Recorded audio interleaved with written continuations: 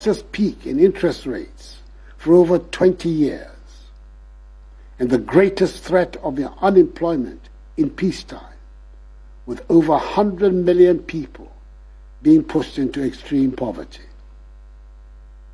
Between the end of 2019 and now, inflation in Ghana has increased by 5-fold, in Togo by 16-fold, by 11-fold in Senegal, and by 7-fold in Côte d'Ivoire. In truth, however, the fact that there are petrol queues in France does not make it more tolerable that the trottoir price from Kassoa to Circle has doubled in the past 1 year. Nor does it make it any more tolerable that the price of cooking oil goes up every other week. It is important to state mentioning the increases in prices worldwide is not meant to belittle the scope of suffering here, but simply to help us put things into some perspective and hopefully learn some useful lessons about how other people are coping. Fellow Ghanaians, this is why I'm back in your homes this evening, to ask for your support as we work together to get our economy back into good shape. In April, after the cabinet retreat of the first quarter, and recognizing the deteriorating macroeconomy, my government announced a 30% cut in budgeted discretionary expenditures and a 30% cut in salaries of the President, Vice President, ministers, deputy ministers, MMDCs, and political office holders, amongst other measures. And since July, when the government took the difficult decision to go to the IMF to seek support, I've been speaking publicly at different fora on the subject of the economic difficulties we face, especially during my recent tours, so far, of 9 regions, and interacting directly with you, the Ghanaian people. It is also true that many of you have felt the need for me to come back to the fellow Ghanaians format that brings us all together. For us in Ghana, our reality is that our economy is in great difficulty. The budget drawn for the 2022 fiscal year, that is this year, has been thrown out of gear, disrupting our balance of payments and debt sustainability, and further exposing the structural weaknesses of our economy. We are in a crisis. I do not exaggerate when I say so. I cannot find an example in history when so many malevolent forces have come together at the same time. But, as we have shown in other circumstances, we should turn this crisis into an opportunity to resolve not just the short-term urgent problems, but the long-term structural problems that continue to bedevil our economy. I urge us all to see the decision to go to the International Monetary Fund in this light. We have gone to the fund to repair in the short term our public finances and restore our balance of payments, whilst we continue to work on the medium to long-term structural changes that are at the heart of our goal of constructing a resilient, robust Ghanaian economy and building a Ghana beyond aid. I'm able to report to you, my fellow Ghanaians, that the negotiations to secure a strong IMF program, which will support the implementation of our post-COVID-19 program for economic growth, and additional funding to support the 2023 budget and development program, are at advanced stages and are going well. We're determined to secure these arrangements quickly to bring back confidence and relief to Ghanaians. We're working towards reaching a deal with the IMF by the end of the year. This will give further credence to the measures government is taking to stabilize and grow the economy, as well as shore up our currency. I know that the increasing cost of living is the number one concern for all of us. It is driven by fast escalating fuel prices at the pumps, which is caused by high crude oil prices on the world market and our depreciated currency. I know that this is putting intolerable pressure on families and businesses. I know that people are being driven to make choices they should not have to make. And I know that it has led to the devaluation of capital of traders and painfully accumulated savings. Furthermore, government is working to secure reliable and regular sources of affordable petroleum products for the Ghanaian market. It is expected that this arrangement, when successful, coupled with a stable currency, will halt the escalation of fuel prices and bring relief to us all. I hear from the market queens also that another factor fueling the high prices is the high margins that some traders are slapping on goods for fear of future higher costs. I say to our traders, we are all in this together. Please, let us be measured in the margins we seek. I have great respect and admiration for the ingenuity and hard work of our traders, especially those that take on the distribution of foodstuffs around the country. And I would hesitate to join in calling them names. I do make a heartfelt appeal that we all keep an eye out for the greater good and not try to make the utmost profits out of the current difficulties. In language that every market woman and indeed every trader in our country understands, let me say that the basic problem we face is that we're not making as much money as we need to spend. And what little money we do make is going to pay for the debts we have contracted to fund the development projects we must have. Not enough of us are paying our taxes. Not enough of us are producing to generate the revenues that we need. Nevertheless, my ambitions for Ghana remain high.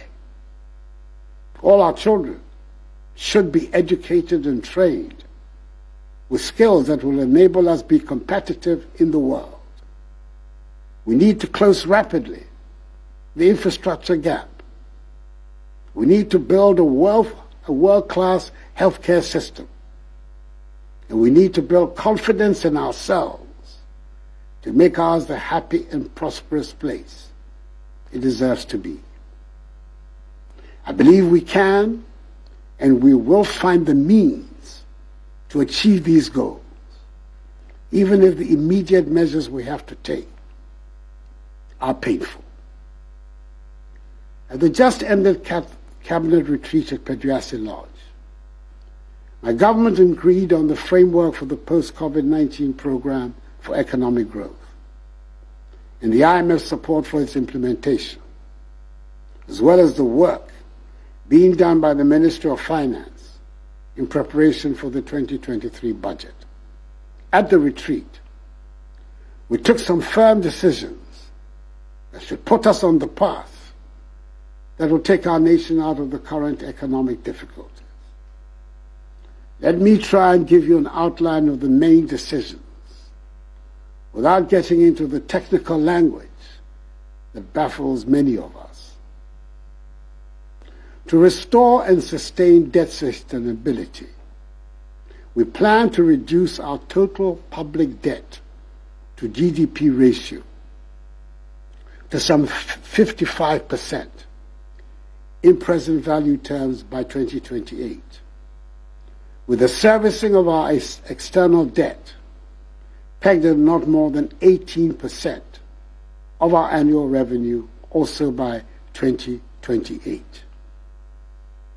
We're committed to improving the revenue collection effort from the current tax revenue to GDP ratio of 13% to between 18 and 20% to be competitive with our peers in the West Africa region. The Ghana Revenue Authority is rolling out an extensive set of measures to support the enhanced revenue mobilization. All of us must do our patriotic duty and support the GRA in this exercise. We're aiming to restore and sustain macroeconomic stability within the next 3 to 6 years, with a focus on ensuring debt sustainability to promote durable and inclusive growth while protecting the poor. We've decided to review the reforms in the energy sector, the capping of statutory funds, implementation of the Exemptions Act, and a new property rate regime. We've also decided to continue with the policy of 30% cut in the salaries of political office holders, including the President, Vice President, Ministers, Deputy Ministers, MMDCs, and SOE appointees in 2023, just as we will continue with the 30% cut in discretionary expenditures of ministries, departments, and agencies. My fellow Ghanaians, the success of our efforts at diversifying the structure of the Ghanaian economy from an import-based one to a value-added exporting one is what will, in the long term, help strengthen our economy. We're making some progress with the 1D1F, but our current situation requires that we take some more stringent measures to discourage the importation of goods that we can and do produce here. To this end, we will review the standards required for imports into the country. We will prioritize the imports, as well as review the management of our foreign exchange reserves in relation to imports of products such as rice, poultry, vegetable oil, toothpicks, pasta, fruit juice, bottled water, and ceramic tiles, and others, which with intensified government support and that of the banking sector, can be manufactured and produced in sufficient quantities in Ghana. Government will in May 2023, that is 6 months from now, review the situation. We must, as a matter of urgent national security, reduce our dependence on imported goods and enhance our self-reliance, as demanded by our overarching goal of creating a Ghana beyond aid.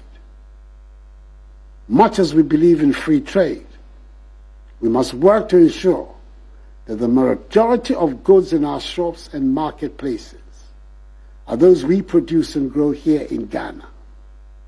That is why we have to support our farmers and domestic industries, including those created under the 1D1F initiative, to help reduce our dependence on imports and allow us the opportunity to export more and more of our products and guarantee a stable currency that will present a high level of predictability for citizens and the business community.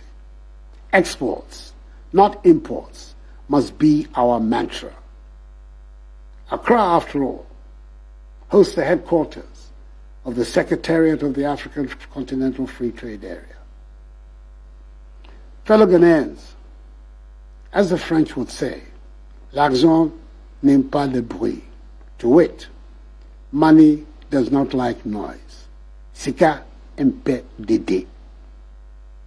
Where there's chaos, where there's noise, where there's unrest, you will not find money. If you talk down your money, it will go down.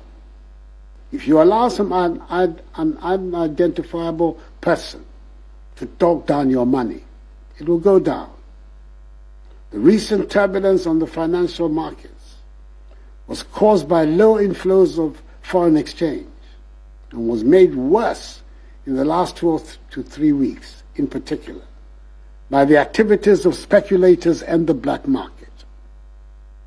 An anonymous 2-minute audio message on a WhatsApp platform predicting a so-called haircut on government bonds sent all of us into banks and forex bureaus to dump our CDs, and before we knew it, the CD had depreciated even further.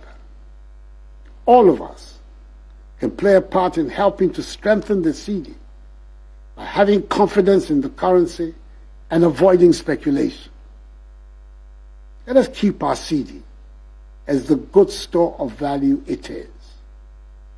To those who make it a habit of publishing falsehoods which result in panic in the system, I say to them that the relevant state agencies will act against such persons. Indeed, some steps have been taken to restore order in the foreign exchange markets, and we're already beginning to see some calm returning.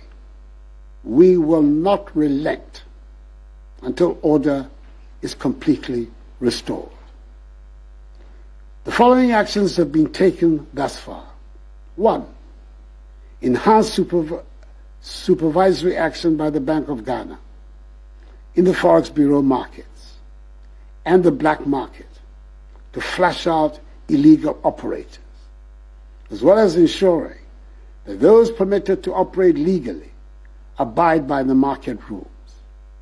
Already, some Forex bureaus have had their licenses revoked, and this exercise will continue until complete order is restored in the sector. 2.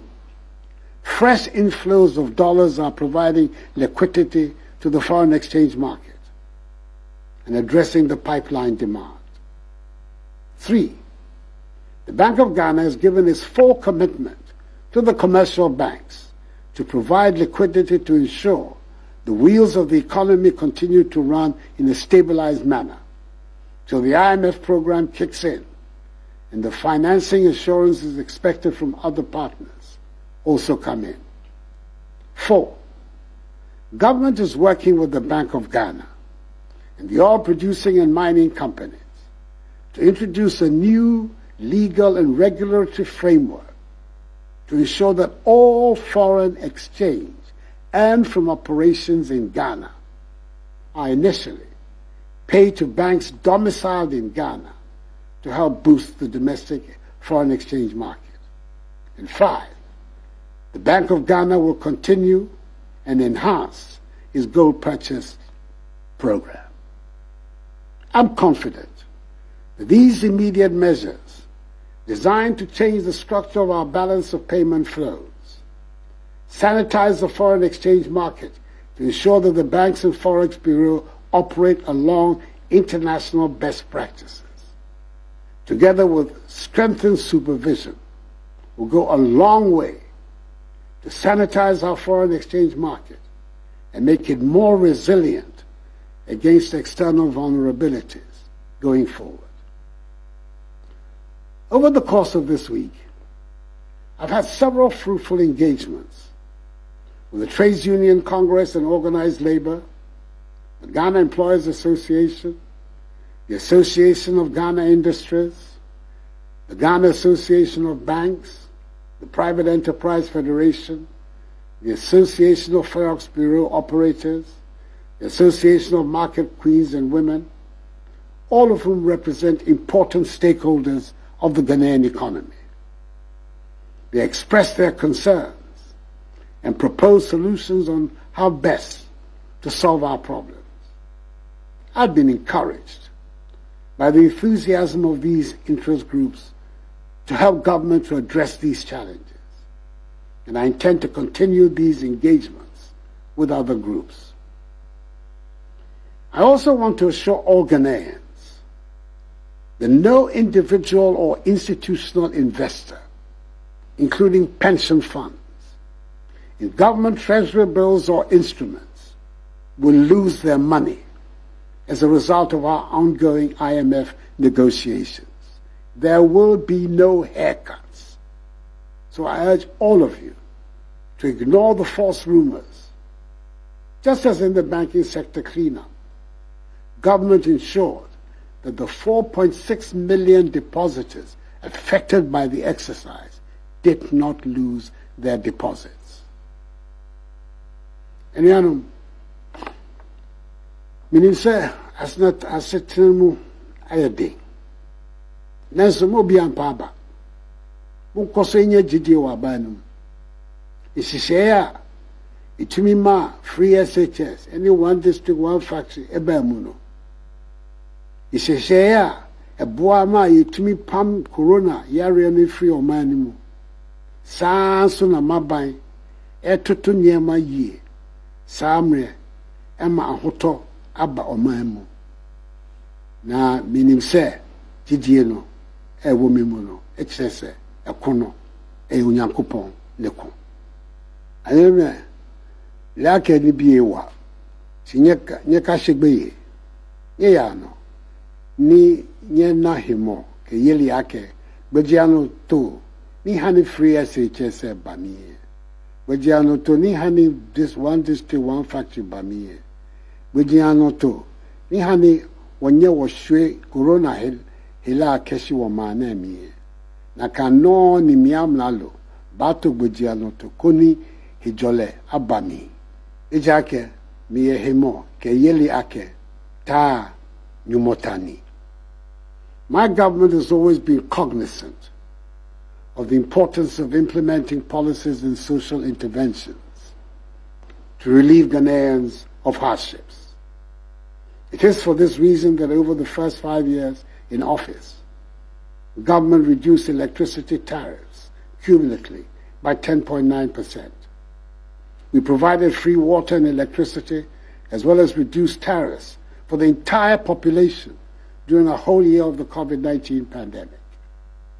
We increased the share of the District Assembly's Common Fund to persons with disabilities by 50%. We exempted Kayaye from market tolls. We expanded the LEAP by 150,000 beneficiaries. We expanded school feeding from 1.6 million children to 2.1 million children. We restored teacher and nursing training allowances. We absorbed the cost of BC and WACC exam registrations for parents. No guarantor is now required to obtain student loans. The Ghana card is sufficient. And we have implemented free TVET as well as free senior high school education. It is obvious, fellow Ghanaians, that you have a government that cares. We're determined to restore stability to the economy and provide relief. Well, all of us are in this together and asking for your support to rescue Ghana from the throes of this economic crisis.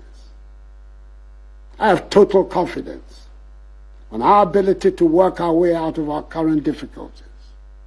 We are not afraid of hard work. We will triumph, as we have triumphed many times before. Let us unite and rally around our republic, its institutions and its democratic values, and insist that under God we will emerge victorious from our current difficulty. For this too shall pass, as the battle is the Lord's. I'll be coming regularly to keep you updated about the measures your government is making to move our country forward and tackle our economic challenges. God bless us all and our homeland Ghana and make her great and strong. Thank you for your attention and have a good evening.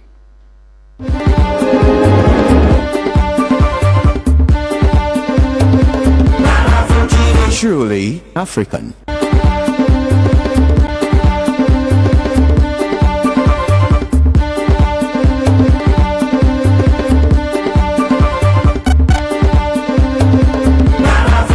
Truly African.